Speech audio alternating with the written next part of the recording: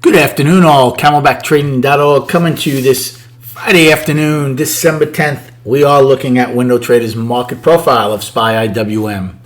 And Triple Q's a lot to talk about. We will be recapping all three of these indices charts.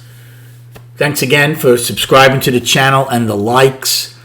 The market is incredibly resilient, and I'll tell you, in the face of a lot of things.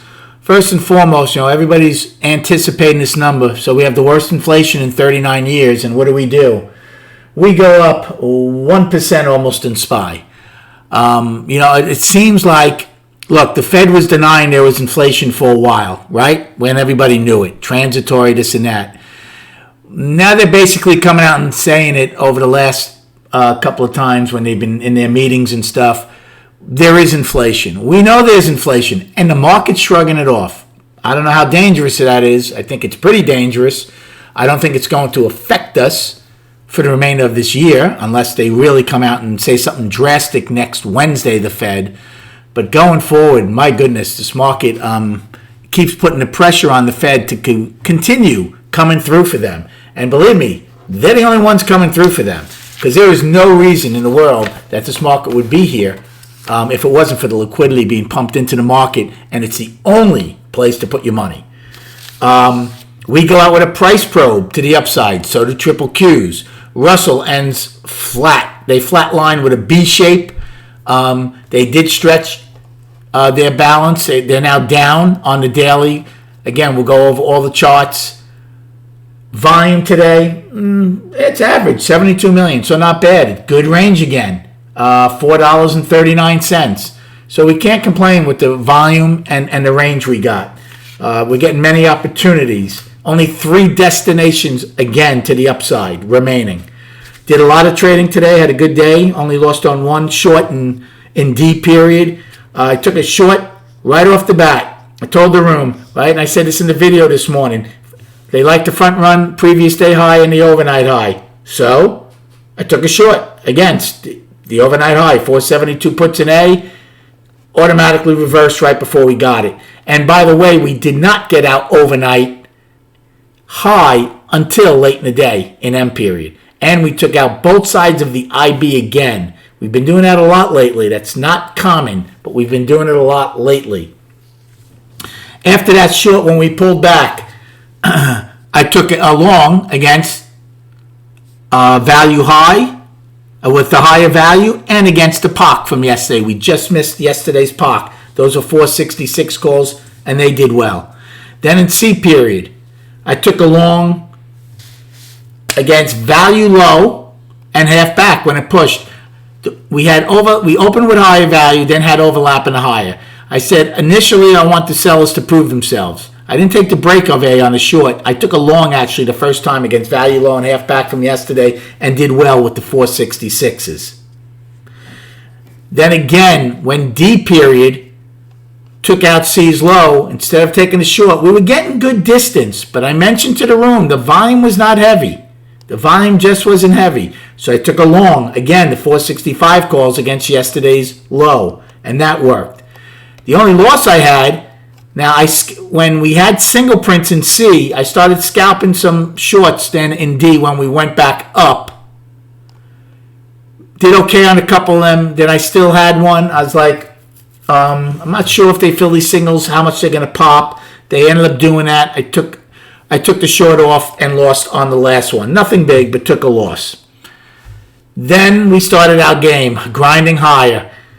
3 times in H, we were going back and forth through the open, and I shorted it about 3 times, 471 puts. I thought maybe that could be an afternoon rally high. Well, not only wasn't that the case, G turned out to be the afternoon pullback low. But I did well shorting H period a bunch of times. Same thing in K, when they took out J's low, took a short on the break to go down. Did well on that one. Those are also the 471s. The one trade I missed was in L. I was waiting for it at the time to get closer to half back and value low. Didn't quite get there. I didn't take it, and obviously L went right back up.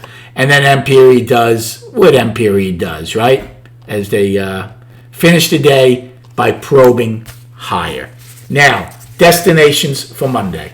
470.90. Now, that is now a weekly high. That's today's high. Then we don't have anything to the afternoon rally high from November 22nd, 472.40.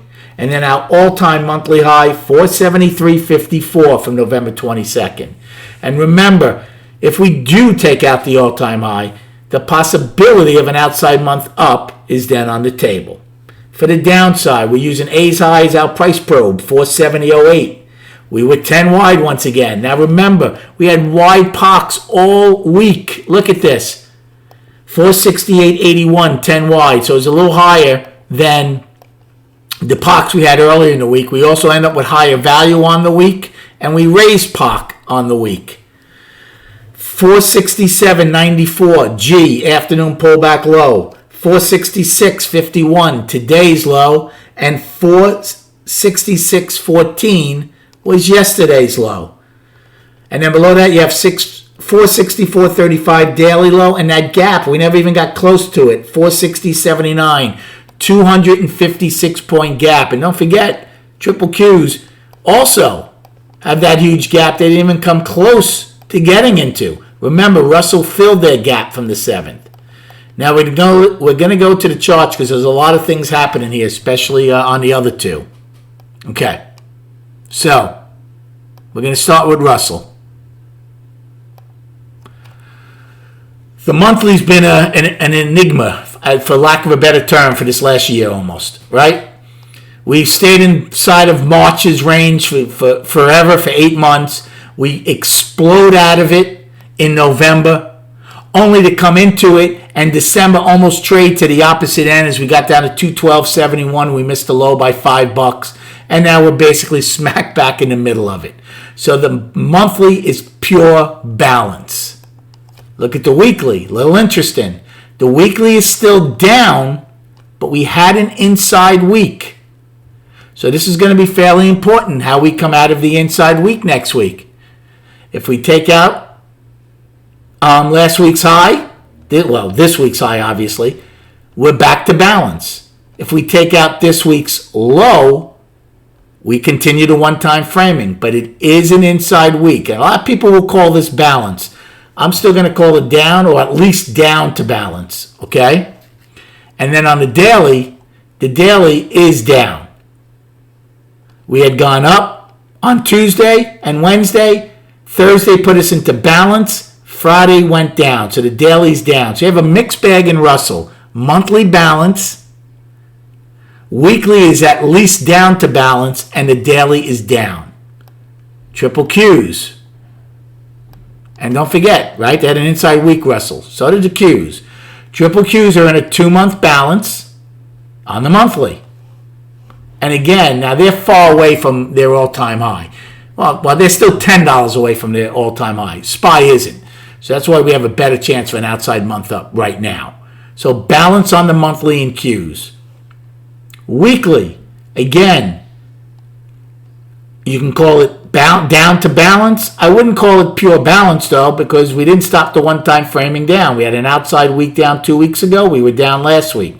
So I'd call it down to balance. It's an inside week. Same thing. You take out this week's high, back firmly balanced. We take out this week's low, firmly down. Inside week. Should be very interesting. And then the daily is firmly in a 4-day balance. Tuesday's low is the low of it.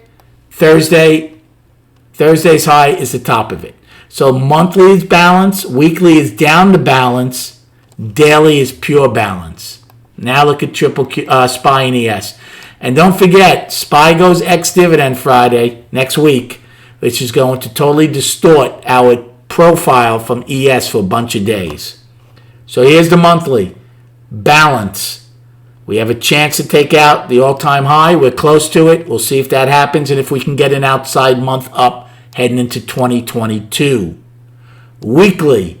Balance. We didn't have an inside week. We stopped the one-time framing down this week. It is a 3-week balance. The all-time high week is the high of it. Last week's low is the low of it. So round it out, 449 to 474. That's a pretty big balance. It's a $25 balance on the weekly. And the daily, I'm going to call the daily up. It was balanced. It was a 3-day balance, and it was a 4-day balance most of today. If we had just A period stretched Tuesday's high by 8 cents, if we didn't make a new high in M period, I was going to call it balance. But I think we came out of balance to the upside today with that move late. So I'm calling the daily up. 75 million on the tape, so not a bad week. Not a bad day volume-wise. Again, good range. Hope you had a good day and a good week trading. Rest up. Next week should be pretty interesting with the Fed and the expiration. Enjoy your weekend. Come check us out at camelbacktrading.org, and we will speak prior to the opening on Monday.